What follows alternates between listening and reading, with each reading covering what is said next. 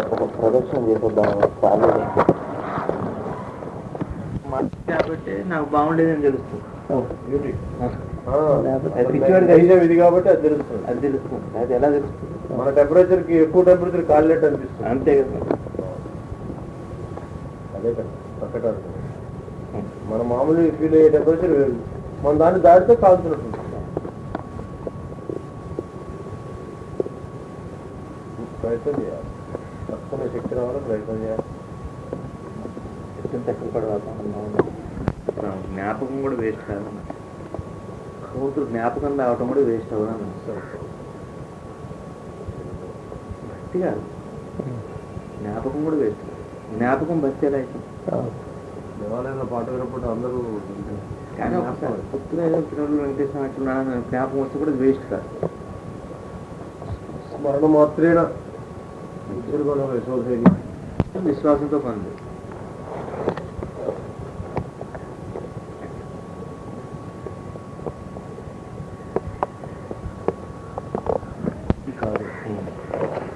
అదే అక్కడ మిగిలింది.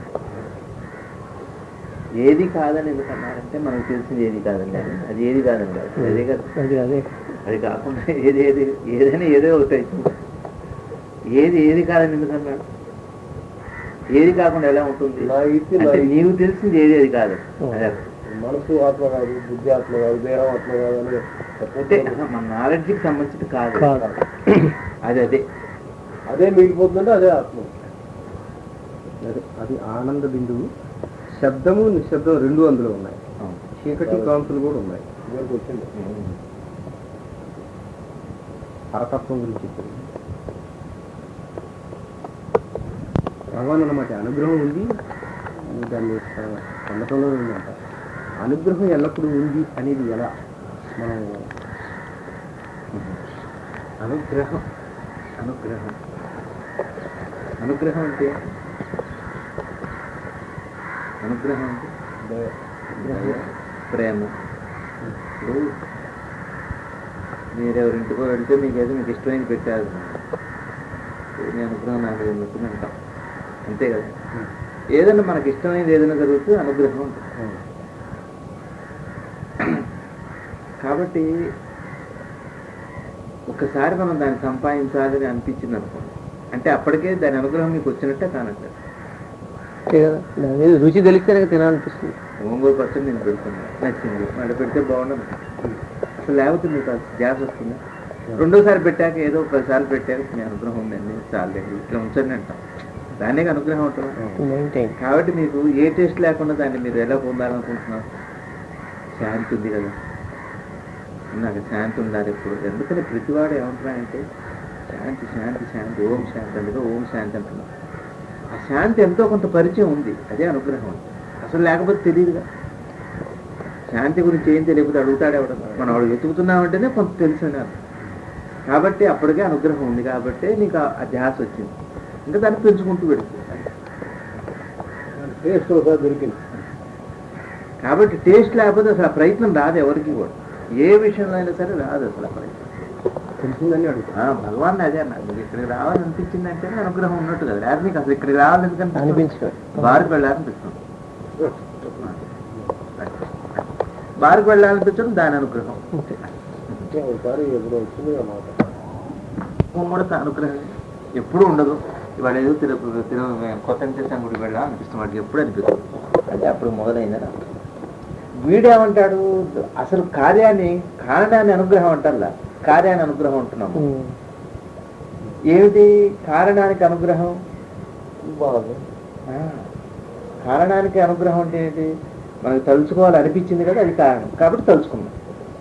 అట్లాగే అనిపించదు మనకు తలుచుకోవాలి కాబట్టి అది కారణం కాబట్టి అనుగ్రహం. మనం ఏమంటున్నాం అనుగ్రహం అంటే ఆయన దర్శనం, ఆయన స్పర్శనం, మాట్లాడటం, ఇంకేవో మెరికల్స్ ఏవో. దీన్ని మనం అనుగ్రహం పెట్టాం కార్యాన్ని. మనం ఏదైతే ఆశించామో దాన్ని ఇస్తున్నప్పుడు అనుగ్రహంలో ఫీల్ అవుతున్నాం. కానీ అసలు ఇది స్టార్టింగే అనుగ్రహం అని పేరు. ఉద్యోగాలకి ఈ సంవత్సరం డిఎస్సి అనగానే అదే అనుగ్రహం ఉంటుంది ముందు రాని వాడికి. అప్లికెంట్కి అది అప్పటికే అనుగ్రహం. అది రాకపోయేటప్పటికి ఏమోలే నాకు అదృష్టం బాగుంది అంటాడు. ఫస్ట్ అది అదృష్టమేగా. ఈసారి డిఎస్సి పడ్డాయి, పోస్ట్ అంటున్నాడే. ఇది కూడా అలాంటిది. లేకపోతే అసలు దయ కలుగు మనం చేయలేము, అసలు నేర్చుకున్నాడు కాదు. మనం ఏముంటున్నామంటే మనం రమణ భగవాన్ లేదా గురుగారిని పోల్చుకొని ఆ స్థాయి మనం లేదు కాబట్టి ఇంకా అనుగ్రహం రాలేదు అంటున్నాం. అది కాదు, వాళ్ళకే అట్లానే మొదలయ్యి అలానే ఎప్పుడు మర్చిపోయారు. వాళ్ళకి వచ్చినట్టు కూడా వాళ్ళకి తెలియదు. ఒకటే గుర్తుపెట్టుకో, జ్ఞానం వచ్చాక జ్ఞానం వచ్చినట్టు తెలియదు. అది జ్ఞానం లక్ష్యం. ఏదో నాకు అసలు జ్ఞానం వచ్చినట్టుంది ఈ మధ్య అసలు ఏముండదు, మొత్తం పోదు. వాడికి డౌట్, నాకేం జ్ఞానం వచ్చిందంటావని డౌట్ వస్తుంది రాత్రి ఒకటి వాడికి. ఎప్పుడు దోమ గుట్టినప్పుడు లేచి నాకు మంచి జ్ఞానం వచ్చిందేమో డౌట్ వాడికి. అట్లా ఉంటుంది అసలు. అదే అనుగ్రహం.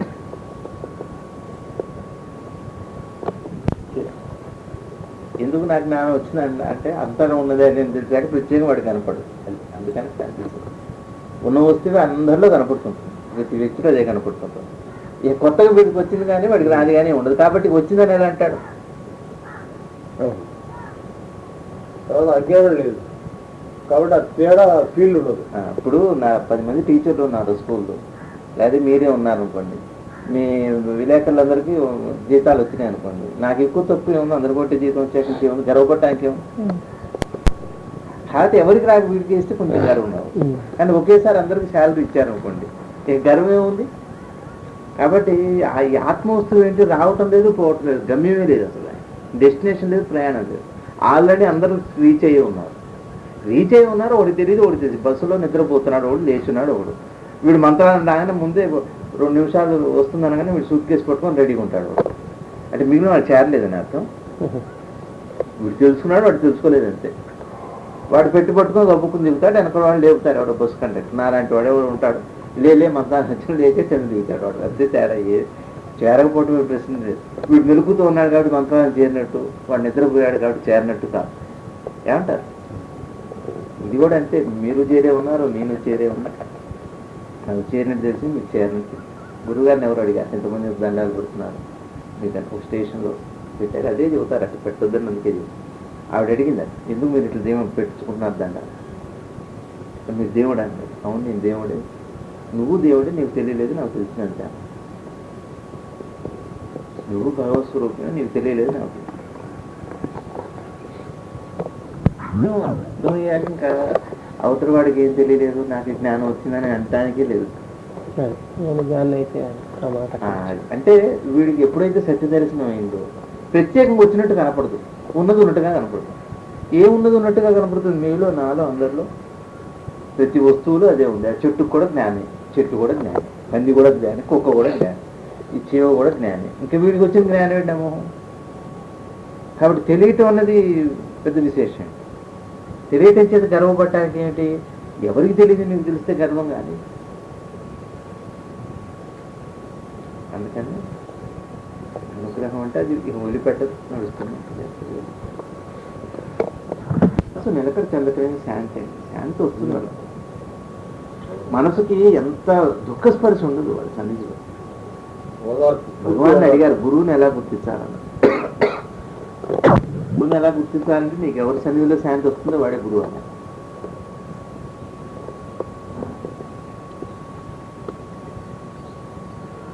హాయిగా అయిపోవాలి. మనసు ఎట్లా ఉంటుందంటే నిద్రపోయి మంచి నిద్రపోయి చేసి మధ్యాహ్నం మంచి టీ తాగి మంచిగా ఉంటే ఎట్లా ఉంటుందో అలా ఉంటుంది జ్ఞానం. అలా ఉంటే జ్ఞానం అన్నట్టు. జ్ఞానం మనకు కూడా టెన్షన్ వస్తుంది, మన టెన్షన్ కలిపి డబుల్ టెన్షన్ అయిపోతే ఎందుకది? అసలు అనుమానం రాకూడదు, మర్చిపోవాలి, ఉన్నది మర్చిపోవాలి. జ్ఞానం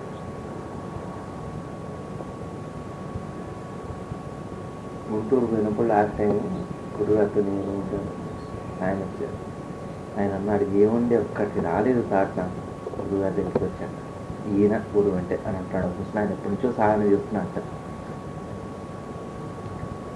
చెబుతున్నాడు, ఒక థాట్ రాలేదండి నాకు. అది శాంతి వచ్చింది. ఆయన మార్గంలో సమాధానం తెలియపోయినా సమాధానం పడుతుంది మనసు. అది పూర్తి ఓదార్పు.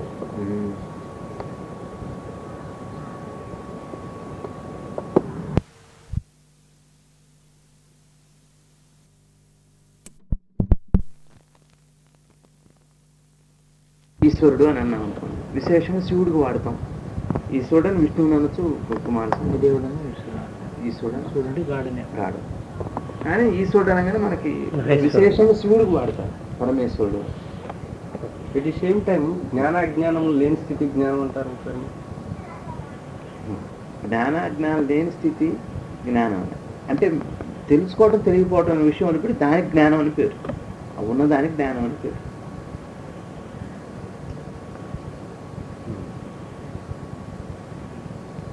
కొత్తగా తెలియబడేది జ్ఞానం, ఏం తెలియకుండా ఉన్నది జ్ఞానం.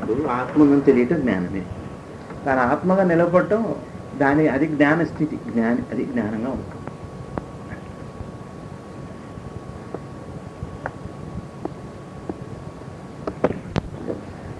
శ్రద్ధ పెట్టలేదు కాబట్టి గిఫ్ట్ ఇస్తారా మీకు? శ్రద్ధ పెట్టి చేసిన వాళ్ళకే కదా గిఫ్ట్. అది ఫలితం. ఏది ఫలితం? మీకే వచ్చేది ఫలితమైన. ఫలం అంటే ఏంటి? కర్మ ఒక ఫలం, గిఫ్ట్ ఫలమే, ఏదైనా ఫలమే కదా. నరకమైన స్వర్గమైన ఫలమే కదా. ఫలం అంటే ఏంటి? వస్తువు రూపేణ వస్తేనే ఫలం అనే, అనుభవ రూపంలో ఏదొచ్చినా ఫలమే. అంటే శ్రద్ధ పెడితేనే దేనికైనా ఫలం, శ్రద్ధ పెట్టకపోతే ఫలం.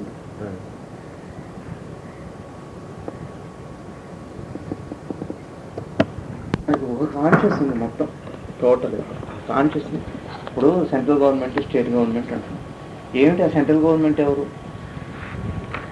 ఇదంతా కలిపి ఒక చోట ఒక కుప్పగా ఉండేదని తప్పితే కనిపించేది. ఇది కూడా యూనివర్సల్ కాన్షియస్, దానికి ఈశ్వరుడు అని పేరు, కానీ ప్రత్యేకంగా ఒక వ్యక్తి ఉండదు. ఇదంతా కలిపి ఒక రాశిగా ఉంటే అది యూనివర్సల్ కాన్షియస్. దీనికి ఒక సెంటర్ ఒకటి ఉంటుంది, అది ఈశ్వరుడు అని పేరు. ఇప్పుడు మీకు మీదే మితంగా ఉంది, నాది నాకు మితంగా ఉంది. మరి ఆ కుక్క సంగతి ఏంటి? ఇప్పుడు కుక్కకి ఎక్కడో ఎవరింటో అన్నం ప్రాప్తం ఉంది అనుకోండి, ఈ కుక్కని ఆ ఇంటి దాకా తీసుకెళ్ళేటువంటి ఒక శక్తి కావాలి. అట్లా అన్ని గుర్తు పెట్టుకొని ఆ యాక్షన్ ప్రకారం నడిపి సూపర్ యాంటీనా అన్న దాన్ని ఏమంటారు,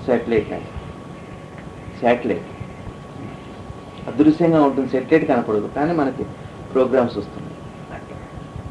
దాన్ని ఈశ్వరుడు. కాబట్టి ఈ మన కాన్షియస్ లాగానే సృష్టి అంతా ఒక కాన్షియస్ ఉంటుంది. ఆ కాన్షియస్ శివుడు అని పేరు. దానికి ఏది లేదు, రికార్డ్ చేసుకుంటుంటుంది. ఆ టైం ప్రకృతిలోనే ఉంది. శ్రీనివాస్ గారు మీరు ఏం చేయాలంటే, ఇట్లాంటివి చెట్టు మరి గులాబీ పువ్వు ఫలానప్పుడు పుట్టిన వేసిన 10 రోజుల తర్వాత పువ్వు వస్తుంది అనుకున్నాను. మీరు ఎప్పుడు చేస్తే ఆ 10 రోజుల తర్వాత పువ్వు వస్తుంది. ఎక్కడుంది ఆ లెక్క? అది కర్మని ఎందుకు అనాలి అసలు? అలా ఉంది సృష్టిలో, డిజైన్లో ఉంటుంది. మీరు చేసిన కర్మకి భూమితో నీళ్లతో ఎప్పుడైతే ఆ ఇత్తు తగిలిందో పెరగటం, పెరిగిన తర్వాత పువ్వుగా 15 రోజు 20 రోజు రావడం. ఎప్పుడు 15 రోజు అంటే వేసా 15 రోజు, మీరు ఎప్పుడు వేసినా 15 రోజులకు వస్తుంది. ఎవరు దానికి లెక్క చెప్పారా, రాసి పెట్టారు ఎవరు? ఇది అంతే. ఈ సృష్టి అంతా అట్లాంటి ఒక కాన్షియస్ ఉంది. అన్ని జీవరాశులు కలుపుకొని ఒక కాన్షియస్ ఉంది. ప్రత్యేకంగా శ్రీనివాస్ గారిని మీరు తప్పు చేస్తే ఎవరు శిక్షిస్తారు, ఎవరు శిక్షించరు, అందులో ఉన్న పని అందిస్తుంటారు. బాగా గుర్తుపెట్టుకోవాలి, రోజు చూడాలి ఆ దృష్టితో. ఎప్పటికప్పుడు ప్రశ్నగా ఉండకూడదు, రోజు అదే దృష్టితో ఇది ఇట్టనా అనుకోవాలి మీరు. లేకపోతే మళ్ళీ ఈ ప్రశ్న మీకు 10 రోజులకు మళ్ళీ కొత్తగానే ఉంటుంది. ఎవరు చెప్పారు మామిడి చెట్టుకు 5 ఏళ్ళ తర్వాత వేయాలని?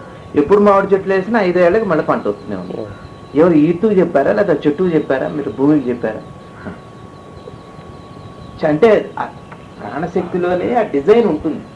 కర్మ, దాని అనుభవం, మంచి చెడు అన్నీ అందులోనే ఉంటాయి. జబ్బు నీ బాగానే. ఒక వస్తువు తయారైతుండగానే దానికి తగ్గ మరణం కూడా అందులోనే తయారు చేయగల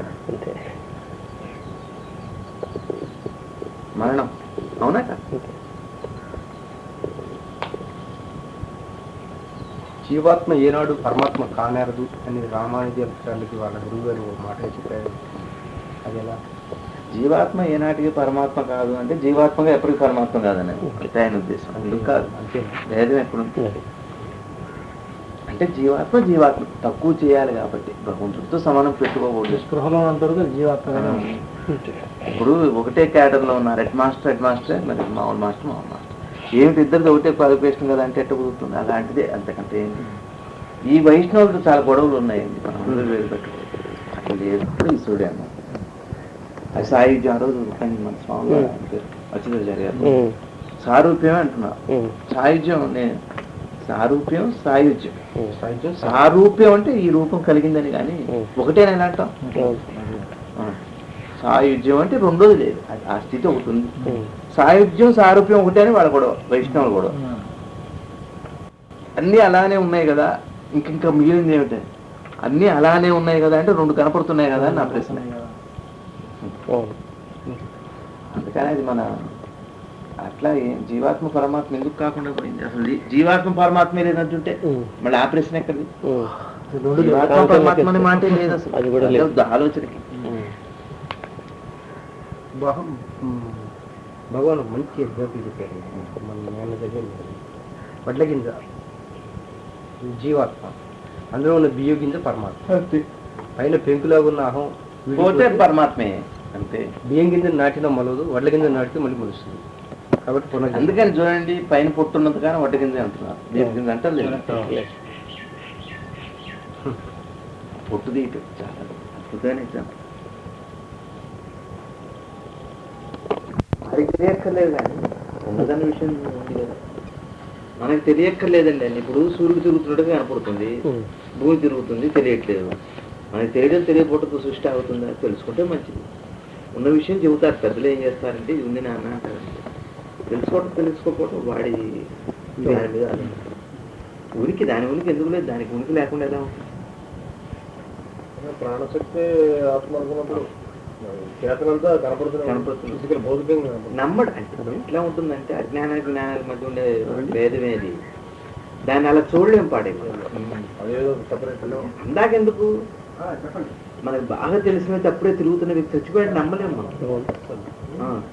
అటుపోవటం ఇట్లా రాంగేమో అని అట్లా ఇది నేను శరీరం కాదని ఒప్పుకుంటుంది.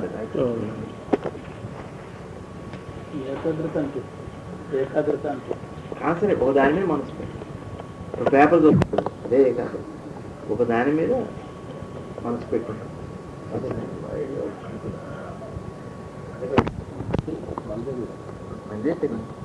అది చేసుకుంటున్నాయి మరి మనుష్యానా మరి పశువు ఏమిటో ఉంది కదా, అబ్బా నాకు రావట్లేదు మరి అవన్నీ ఏమైనా మరి శ్లోకాలు వచ్చింది.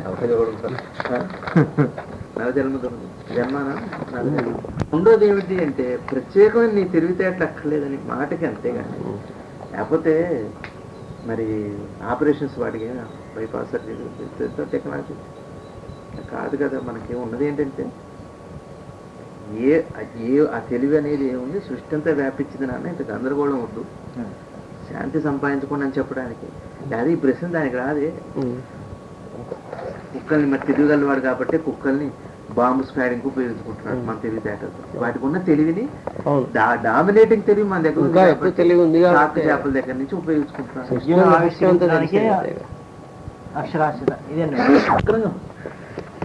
వెళ్ళేంతవరకు మనం ఏం తీసుకుంటామో క్లియర్ గా ఉంటాం, తీసుకుందాం ఫలానా ఉండదు. అక్కడికి వెళ్ళాక అవన్నీ చూశాక ఒక సమగ్రమైన కోరిక కలుగుతుంది, దాన్ని ఫిక్స్ చేసుకుంటాం.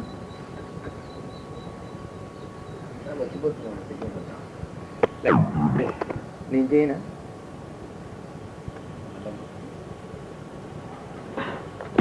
మాటకి ఇవాళ మాట నిన్న ఇంతసేపు కూర్చున్నాం, శంకరదాస్ గారు మాట్లాడి ఇప్పుడు వచ్చింది. మరి ఎలా ఒక రోజు ఒకలాగా ఉంది? చిన్నప్పుడు ఇట్టున్నాం, ఇప్పుడు ఇట్టున్నాం. ఇవాళ ఉన్న మొహం రేపు ఉండట్లేదు. ఇప్పుడు నెక్స్ట్ టైంకి జుట్టు ఉండవు, చెప్పలేము.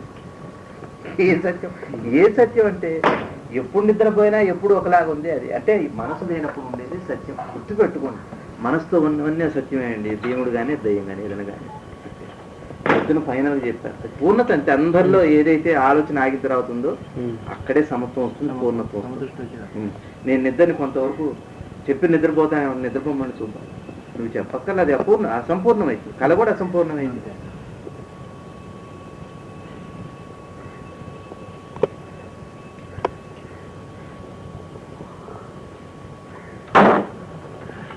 కానీ ఆలోచన ఆగిన తర్వాత చూడండి అప్పుడు ఏముందో. ఏం లేదు, ఆలోచన లేదు కాబట్టి నేను లేనంటావా? ఇప్పుడు నేనేం ఆలోచించలేను అన్నాం కానీ నేను ఉండని వెళ్ళిపోతానంట. నన్ను వదిలిపెట్టి కాసేపు లీవ్ మీ అలోన్ అంట. ఏం లేదు కూడా నాదం గురించి కూడా పొద్దున్న బాగా వచ్చింది. నాదం స్కూల్లో గూఢంగా ఉన్న శబ్దమే నాదం. సైలెంట్ అవుతూ లోపల పని నుంచి వినిపిస్తుంది. బయటకు వస్తే చప్పిడి అవుతుంది, లోపల ఉంటే నాదంగా ఉంటుంది. ఇప్పుడు కరెంటు నాకు అదే బాగా ఎంత ఆనందంగా ఉంటుందంటే బలంగా మెరుపులు వస్తుంటాయి ఈ ట్రాన్స్ఫార్మర్ దగ్గర. మరి అక్కడ ఫిలమెంట్ ఉందా, బల్బు ఉందా, మరి మెరుపు ఎక్కడి నుంచి వచ్చింది? లేనిది ఎక్కడ వస్తుంది? ఉంది ఆల్రెడీ, కానీ మనం చూడలేము. మనం చూడగలిగితే ఆ కరెంటులో వెలుతురు ఉంది, నిగూఢంగా. అంటే ఇప్పుడు కనపడుతున్న చీకట్లో వెలుతురు అనమాట. ఆ చీకటిగా ఉన్నట్టే ఇప్పుడు మనకి చూడలేని చీకటితో సమానమే కదా అది వెలుతురు. మరి ఎట్లొచ్చింది? వైర్లో నుంచి మంట ఎట్లొచ్చింది? మెరుపులు వస్తున్నాయి కదా షార్ట్ సర్క్యూట్ అయినప్పుడు. అలాగెందుకు? 2 వైర్లు ఇట్టిట్టు కలుపుతుంటే నిప్పులు వస్తున్నాయి. మరి నిప్పు ఉండమంటే వచ్చింది అంటే ఆల్రెడీ నిప్పు ఎలా ఉంది? వెలుతురు నిగూఢంగా ఉంది. అదే సర్వత్రా వ్యాపించింది ఆ వెలుతురు. ఆ వెలుతురుని అన్ని చోట్ల గురువుగారు చూస్తుంటారు ఇక ఆయనకి. అందుకంటే రెండో భగవాన్ అన్నది, నేను జ్ఞాని అయితే నాకు ఇతరులు లేరు, నేను అజ్ఞాని అయితే నాకు చెప్పడానికి ఏం లేదు. వాడికి అజ్ఞానం అనిపించదు, పూర్ణుడుగా కనపడుతున్నాడు. ప్రతివాడు పూర్ణుడుగానే కనపడుతున్నాడు. ఏదో ఇగో అట్లా పైన కనపడుతుంటుంది పొరలాగా. ఏది? బంగారం పైన నీరు చేరుతుంది అలా కనపడుతుందే తప్పితే వజ్రం వజ్రంగానే కనపడుతుంటుంది ఆయనకి. వీడు అజ్ఞాని, వీడు మూర్ఖుడు, వీడు దొంగ, వీడు రవిడి అని చూడ్డా ఆయన. ఆ చైతన్యాన్ని చూస్తుంటాడు, సర్వత్రా ఉందంటే. అది కూడా చూడ్డు. ఇంకో మాట చెప్పాలంటే, ఫ్రాంక్ గా చెప్పాలంటే, అది కూడా ఊరికి అట్లా ఉంటాడు. మరి వీళ్ళ దగ్గరకు వచ్చిన పనులు ఎలా అయితే అంటే వాడి మైండ్ వీడి నుంచి లాక్కుంటాడు. ట్రాన్స్ఫార్మర్ నుంచి లాక్కున్నట్టు వాడి దగ్గర రాగానే ఏదో అనుకుంటాడు. ఆ పూర్ణతల నుంచి వాడికి ఫలం వెళ్ళిపోతుంది, వెళుతుంటుంది అంతే. కల్పవృక్షం అంటే అదే. కల్పవృక్షం అంటే కల్పించుకున్న వృక్షం. సంకల్పం. వాడు అనుకుంటాడు, వాడికి వృక్షాల పండులాగా వస్తుంది, ఫలంగా అనుకోవటానికి. ఏది ఉండదండి, ఇవన్నీ ఆలోచనల లక్షణం. పెళ్ళైన వాడు పెళ్లి కాని వాడు ఇద్దరు పడుకుంటే ఇద్దరు, వీడు పెళ్ళైనట్టు మర్చిపోతాడు, వాడు పెళ్లి కానట్టు మర్చిపోతాడు. ఇంకెక్కడిది మరి? అది సత్యం అని అర్థం. అందరూ కనపడటానికి ప్రతీక, మన సంప్రదాయానికి ప్రతీక. మీరు ఆ పీఠ దగ్గరికి పోగానే మీకు తెలియాలి, ఓ పూజ ఇట్లా చేయాలా, ఇట్లా ఉండాలా, ఇట్లా మాట్లాడాలా, ఓ జీవన విధానం ఇదే. అదే ఆ ధర్మానం ఏదైతే ఉందో ఆ ధర్మం మనకు అక్కడ చక్కగా కనపడదు, ప్రతీకలు అక్కడ. కాబట్టి చేసుకోవడానికి ఒక ఆదర్శమైన సమాజానికి ఆదర్శం స్పిరిచువల్ స్కూల్ అనుకో. స్పిరిచువల్ స్కూల్ మనకు వచ్చే లౌకిక జీవనంలో ఇప్పుడు మీరు ఉన్నారు, ఏమంటే నాకు పెళ్ళి అయింది, నా జీవనం ఎలా ఉండాలి అని అడిగితే వాళ్ళు చెబుతారు. ఇవన్నీ మనం వాళ్ళ దగ్గర నుంచి పొందాలి. మనకు వచ్చే ప్రతి ధర్మ సందేహానికి వాళ్ళ నుంచి సమాధానం మనకు పొందుతాం. కాబట్టి ఆ పీఠాలు అందుకోసం ఏర్పడి ఆదిశంకరాచార్యులు పెట్టిన ఉద్దేశమే అదే. కనీసం అది నిలబడుతుందని. ఇప్పుడు మొన్న ఈ మధ్య చూడండి ఎంత పబ్లిక్. ఆ స్వామి ఎవరో, పూరి స్వామి ఎవరో, కంచి స్వామి పిచ్చి పిచ్చికి వాడు మనకేం చెబుతాడు? మీరు ఇంకో చెబుతున్నా శాంతిగా ఉండాలి లేకపోతే అందరినీ అన్నాడు అనుకోండి.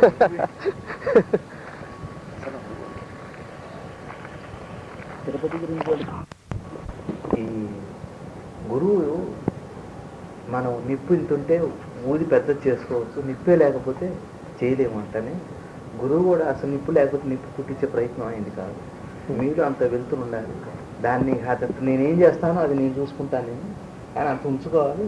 అది ఇచ్చేది ఒకటే ఒక తల్లి, జ్ఞాన ప్రసూనాంబ కాళహస్తులు. ఆవిడని అడిగితే అది ఇస్తుంది, ఆ తర్వాత వీరు చేస్తారని చెప్పారు. ఈ సృష్టిలో అది ఆ అగ్ని పుట్టించే శక్తి జ్ఞాన ప్రసూనాంబకు ఉంది, కాళహస్తులు. వెళ్ళి అడగండి ఆవిడ్ని, ఆవిడ ఇచ్చిన తర్వాత అంత ఉన్న చాలు, మిగిలిన నేను చూసుకుంటాను అన్నట్టు. అది పుట్టించేసేది గురువుకు ఉండదు అని. గురువు బాధ్యత కాదు అది, భక్తి పుట్టించడం కానీ.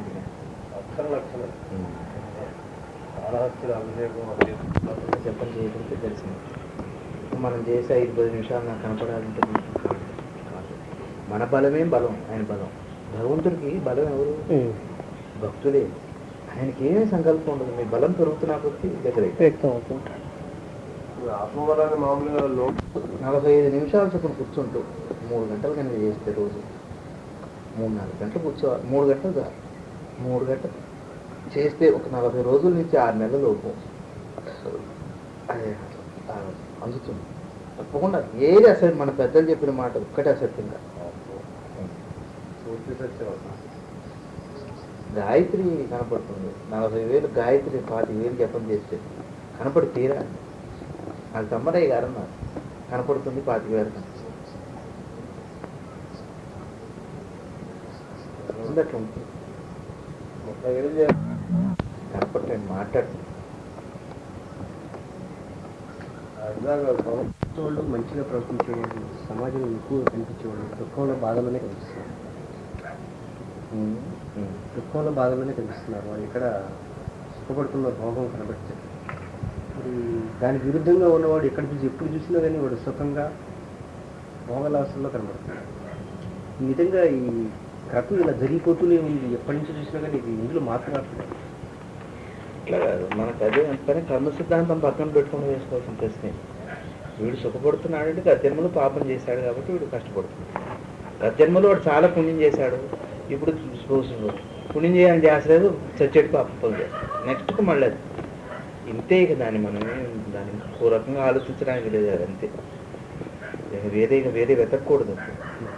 ఇప్పుడు మనం మంచిగా కనపడేవాడు గతంలో ఎంతో పాపం చేయబట్టి కష్టాలు పడుతున్నాడు అనుకోవాలి. కానీ ఇప్పుడు వీడు మంచివాడనంటే ఇక అప్పుడు యాక్సిడెంట్స్ అవన్నీ కూడా అర్థమే ఉండదు. ఇప్పుడు అయ్యప్ప దీక్ష తీసుకొని చచ్చిపోవటం ఏంటి?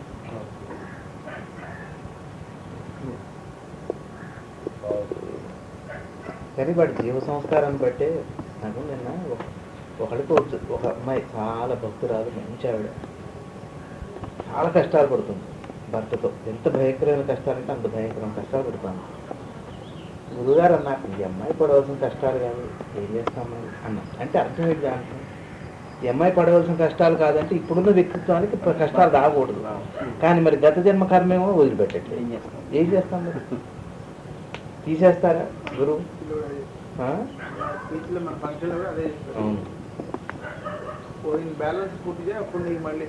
అవును, అవును. అది అంటే వ్యక్తిగా అడిగితే, మన ఉపన్యాసం సమిష్టిగా అడిగితే నీకు అది కూడా సమిష్టిగా అడుగు, అప్పుడు నీది ఉండదు. అది ఊళ్ళందరూ చల్లగా ఉండాలి, అందరు కారు ఉండాలంటే నీకు ఒక కారు వస్తుంది, దానికి ప్రమాదం. నాకే కారు అంటే మాత్రం అది అది ఎప్పుడు అవుతుంది, తీర్చుకోముందది అని అంటారు.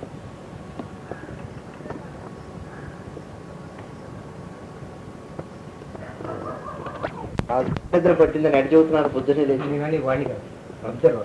వాడే వీడు, మరి ఇంకెవరు ఇంతమంది ఉన్నారు అన్నమాట.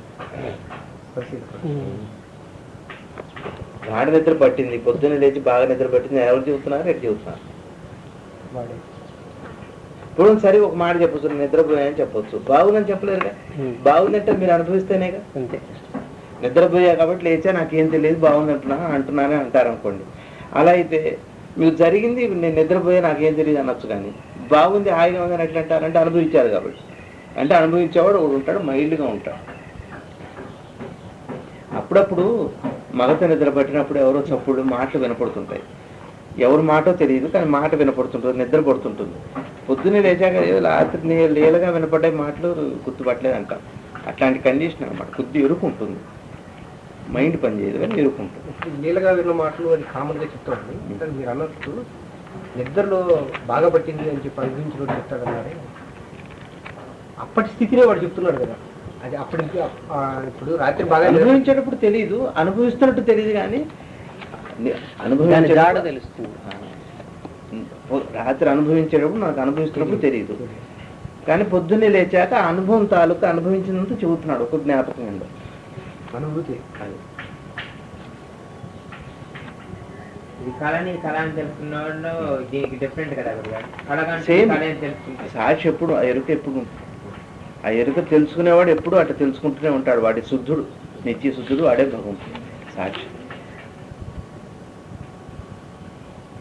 ఈ అనుభవం తాలూకా ప్రశ్నలు మనం డిస్కస్ చేయకూడదు. అది అనుభవం తాలూకా, అది ఏమిటంటే అనుభవం అయితేనే తెలుస్తుంది. మనం ఎంతకి చేయవలసింది ఒకటే అండి. సాధకుల లెవెల్లో మనం చేయవలసిందల్లా క్యారెక్టర్ సత్వగుణం. ఈ రెండు తప్పరిచి కొత్త పాయింట్ మాట్లాడకూడదు, ఇంకా చదవాలి. ఇవి తెలుస్తున్నా కొద్దీ పాండిత్యంతో పాటు గొడవతో పాటు కన్ఫ్యూజన్, అంతులేని చరిత్ర, అంతులేని కథ అయిపోతుంది. మనకిప్పుడు మన ముందున్న సమస్య ఒకటే, మార్గమే గమ్యం కాదు. గమ్యంలోకి వచ్చాక అప్పుడు భగవాన్ అడిగారు, ఆత్మానుభవం ఏ కదా ఉంటుందా, అయ్యాక అడుగు నాకు చెబుతాను. అంటే అది చెప్పలేము, చెబితే కూడా అర్థమయ్యేది అవుతుంది. ఎట్లుంటుందో చెప్పవా అన్నారు అనుకోండి, ఎత్తనే వస్తుంది, ఎట్లా చెబుతాను రా అంటాం. ఏమో తెలుస్తుంది. ఇప్పుడు మనం ఏం చేయాలి, శుద్ధ సత్వనంలో ఉండటం, క్యారెక్టర్ మెయింటైన్ చేయటం, వీలైనంత వరకు ఇలా పెడుతుండాలి అంతే. అనుభవం తాలూకా పాయింట్లు వస్తే చదవకండి మీరు, దాన్ని వేస్ట్, టైం వేస్ట్. అది అనుభవం తాలూకా మాటలన్నీ కూడా డ్యామ్ వేస్ట్. ఐఏఎస్ ఫస్ట్ వచ్చాడని చదువుతాం, ఏమిటి లాభం? ఐఏఎస్ వాడు ఫస్ట్ రావడానికి ఏం చేశాడు? చదువుకోవాలి. వాడు ఎన్నింటి చదివాడు, ఎక్కడ చదివాడు, ఏమి ఫాలో అయ్యాడు, ఏ బుక్స్ ఫాలో అయ్యాడు చదివితే ఉపయోగం. కానీ ఒక పెద్ద పేపర్లో ఆయన ఫోటో వేసి ఈయన ఐఏఎస్ ఫస్ట్ ర్యాంకర్ అని చెప్పి రాసి పెట్టారనుకోండి, అది బొమ్మ చూస్తే ఏమిటి లాభం? ఏమి ఇన్స్పిరేషన్ కాదు. అలాగాక అసలు ఎట్లా సాగిపోదు. ఇంటర్వ్యూలు అదే అడుగుతారు కదా, అసలు ఏమిటి ప్రేరణ ఏమిటి, మీరు ఎలా చేశారు చెప్పరా దయచేసి అట్లా. కానీ మనం అది చూడకూడదు. ఈ సమాధులు లోపల అనుభవాలు చూసామంటే మన ప్రయాణం టైం వేస్ట్ అయిపోతుంది. పైపెచ్చు దుఃఖం వస్తుంది, నాకు రావట్లేదు ఏమిటి అని దుఃఖం వస్తుంది.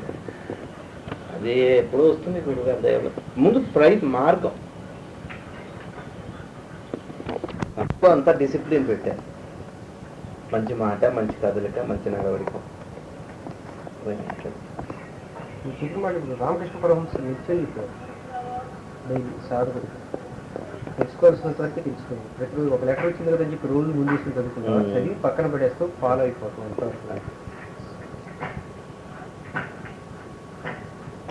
తీసేస్తాం. అప్పుడు కరెంట్ ఎక్కడికి పోతుందంటే అది ఉన్న చోట ఉంటుంది. తీసేస్తే దానికి వచ్చే నష్టం లేదు. నాకు ఎక్కడికి పోదు అది.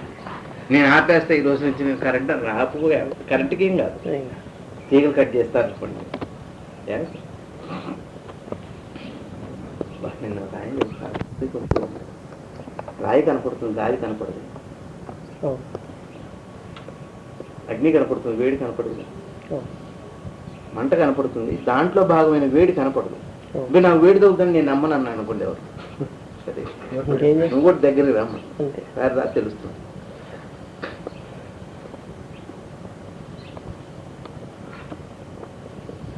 కనపడింది గ్రహిస్తాం కనపడేంత వరకు. అది కనపడదు, అంతవరకే కనపడదు. పువ్వు వాసన వస్తుంటుంది, ఇక్కడ ఎక్కడ మంచి వాసన వస్తాం, వాసన బట్టి దానికి అనుకుంటున్నామే తప్పితే వాసన ఎట్లా వచ్చింది వాసన నేను చూస్తా, వాసన ఎలా అయినా చూడాలని నాకంటే వాడు బతికున్నంత కాలం వాడు జన్మలు చూడలేదు. వాసన చూడటం అంటే గ్రహించటమే. ఇదేం వాసన చూడన్నాం అనుకోండి, ఏం వాసన వస్తుంది చూడన్నాం అనుకోండి, ఎటు చూస్తాయండి వాసనని గ్రహిస్తారు. ఇది మల్లెపూ వాసన, ఇది జాస్మిన్, ఇది రోజు ఏదో వాడు ఏదో పెడతారు. భగవంతుని గ్రహించటమే గుర్తుపెట్టుకోండి. ఇది అండర్లో ఏం చేసి రోజు గుర్తుపెట్టుకోవాలి. ఈ అనుమానం రాకూడదు. మళ్ళీ చూడటం అనేటప్పుడు చాలా మంది ఎదురు చేతులు పట్టుకొని ఉంటాడు, అది భావన. అది ఏం ఉండడు, ఆయనకి ఏ ఆకారం లేదు, ఈశ్వరుడికి ఏ ఆకారం లేదు. అసలు ఏ ఆకారం లేదు కాబట్టి తాను కూడా భగవంతుడు అయ్యాడు. చెప్పేవాడు కూడా భగవంతుడు ఎందుకు అయ్యాడు? తనకి ఏ ఆకారం లేదు కాబట్టి. తాను నిరాకారుడే కాబట్టి వీడు కూడా భగవంతుడు అయ్యాడు. కానీ ఒక ఆకారం అయినట్లయితే రెండు అయిపోయింది కాబట్టి అప్పుడు ఆయన అద్వైతం వచ్చేది, ద్వైతం వస్తుంది. బాగా గుర్తుపెట్టుకోవాలి విషయం. భగవంతుడు ఆకారుడే అయితే సపరేట్ అయిపోయినట్టే, రెండు భౌతిక వస్తువులు అయిపోయినాయి. ఒకటి ఎట్ట అవుతుంది? నిరాకురుడు కాబట్టి ఒకటి అంటానికి సాధ్యమైంది. బాగా అర్థం చేసుకోండి. టెర్మినల్ భాషలో పదాలు వాడేటప్పుడు కూడా ఆత్మ సాక్షాత్కారం అంటారు, కానీ ఆత్మ స్పర్శ కదండి అది. దాన్ని సాక్షాత్కరించింది అంట. అదే మాట. చూడటం అంటల్లా ఏం రుచి చూడండి అంటే ఏంటి? ఎందుకు ఆ మాట? ఎందుకన్నా చూడటం కూడా ఎందుకన్నా ఆ మాట? వాసన చూడండి అంటే ఏంటి? అన్ని చూడటం అని అనుభవించడమే చూడటం. ఇక్కడ వాసన చూడండి, రుచి చూడండి, కాస్త ఏడు చూడండి అంటే ఏడు చూడండి, కాస్త నవ్వి చూడండి. లోపల కంటితో చూడటం, లోపల దానికి అనేక లక్షణాలు ఉన్నాయి. ఫీల్ అవడం, ఫీలింగ్కి 5 రకాలుగా ఫీల్ అవుతుంది. మనసుకి 5 కెపాసిటీస్ ఉన్నాయి. ఒకటి స్పరిశ ద్వారా గ్రహిస్తుంది. ఏమండి మీకు చర్మం ఉందో లేదో వాసన చూస్తానంటే కుదరదు, దాన్ని తాకాలి. అక్కడ రాయిందో లేదో మనం కుక్క చేస్తున్నారు. గబ్బిళం అంతే, కిలోమీటర్తో అక్కడ అంత దూరంలో ఉన్నది దీని వాసన ద్వారా చూస్తుంది. అక్కడ ఏదో అంటుంది, దానికి తెలుసు. కెపాసిటీ ఇంకా పెద్దది మన దానికంటే. అక్కడ ఏదో ఇల్లు ఉందని దానికి తెలిసి పక్క నుంచి వెళ్ళిపోతుంది. ఈ మనసు గ్రహింపులో రకాలు. రుచి చూడటం, వాసన చూడటం, కళ్ళ ద్వారా చూడటం, ఈ 5 రకాలుగా కూడా చూడటం సాధ్యమే. అయితే ఈశ్వరుడు అనే పదార్థాన్ని మాత్రం కేవలం గ్రహించటమే, చూడటం ఉండదు. దాటి వెళ్ళిందే, ఇంకా చూడడానికి దాటి వెళ్ళింది. చూడటానికి అవుతుంది కదా.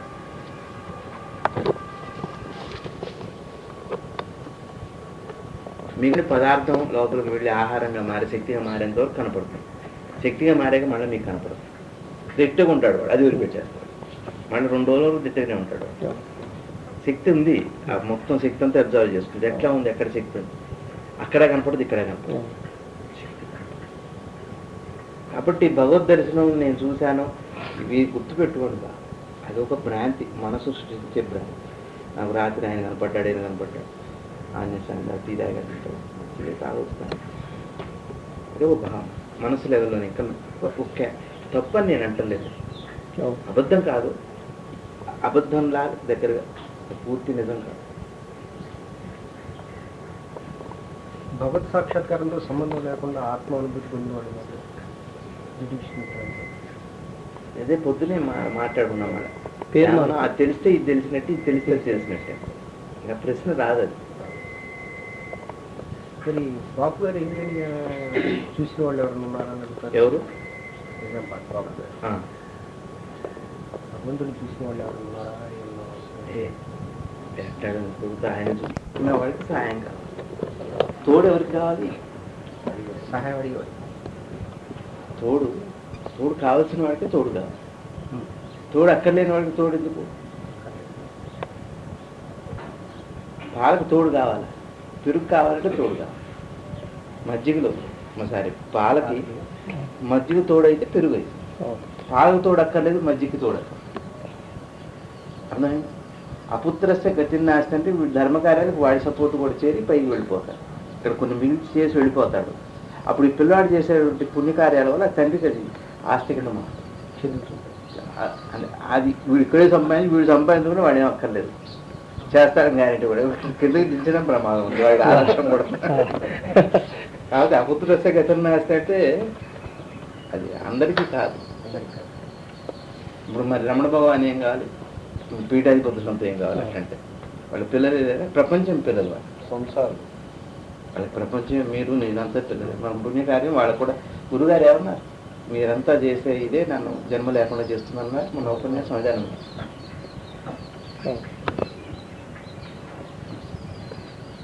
కాబట్టి అపుత్రస్య గతిని నాశనం చెప్పి అందరూ గ్యారంటీగా ఎట్లా ఒకటి పెళ్లి చేసుకోవాలి, తప్పదు, ఇక లాభం లేదు. అవన్నీ ఏదో స్థాయిలో దానికోసం పెళ్లి చేసుకోవాలి. నాకు యాక్చువల్గా అయితే లేదు, కానీ యూట్యూబ్ పెద్దలు ఇట్లా అంటున్నారు. మరి ఈసారికి ఇలా కాదు, ఈసారి ఏంటంటే ఎక్స్క్యూజెస్. నిన్న ఎవరో మా వాళ్ళు ఎవరో అంటున్నారు, ఇంటికి వెళ్ళాను నేను, అంటే దూరంగా ఉంది, నేను అంటుకోవాలి. ఎస్ఐ చిన్నవాడే ఉంటాడు, 45 ఏళ్ళవాడు, పని ఉండిపోతుంది. నమస్కారం ఆయన చిన్నవాడంటే మీరు చిన్నవాడు ఏం బాబు, ఎప్పుడు వచ్చాను నువ్వు ఎక్కడికంటే వాళ్ళు తీస్తాడు. నాకు చిన్నవాడు నేను ఏమన్నా అంటానా అలా కాదు. వాళ్ళు ప్రకాశం పంతులు గారు వాళ్ళంటే వాళ్ళు వేరు, విశ్వనాథ సత్యనారాయణ గారు వాళ్ళు ఏదో ఒక కారణం ఉంది, వాళ్ళు వేరు. ఆయన వచ్చి నన్ను అరే అంటారేంటారు, మీ తాతయ్య నాన్న పోరా, వాళ్ళు వేరు, వాళ్ళ స్ట్రక్చర్ వేరు. నేను వెళ్ళ కుదరదు, మొదలు పెడితే అదే నేను తింటున్నాను. శరీరాన్ని హింసించిన వాడు అవుతున్నాం. అందుకే కాయక తపస్సు అని ఎందుకన్నారు? జడమైతే కాయక తపస్సు అన్న మాట ఎక్కడొచ్చింది?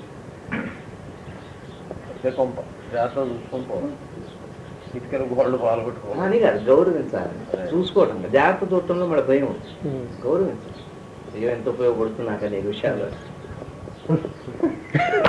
నువ్వు ఏమనుకున్నావు, నీ దృష్టి ఎలా ఉందో నీకు తెలిసి ఉండాలి, నీకే క్లారిటీ లేకపోతే ఏ సంతృప్తి చెందుతున్నావు? గురువు అని వెళ్ళాం మనం, అనవాక నువ్వు గురువు అని అనవాక. నీకు అట్లా అనిపించాక అలానే ఉంది. ఆయన అంటేది కదా, అనుకున్నాక నువ్వు ఎలా ఉండాలో గురువుతో అలానే ఉండటానికి ప్రయత్నం కనీసం. కాసేపు పట్ల కాసేపు ఒంటరిగా ఉన్నప్పుడు మీరు గురువు గారండి, నలుగురిలో ఉన్నప్పుడు మీరు వారేవారు అంటే అలా కాదు కదా.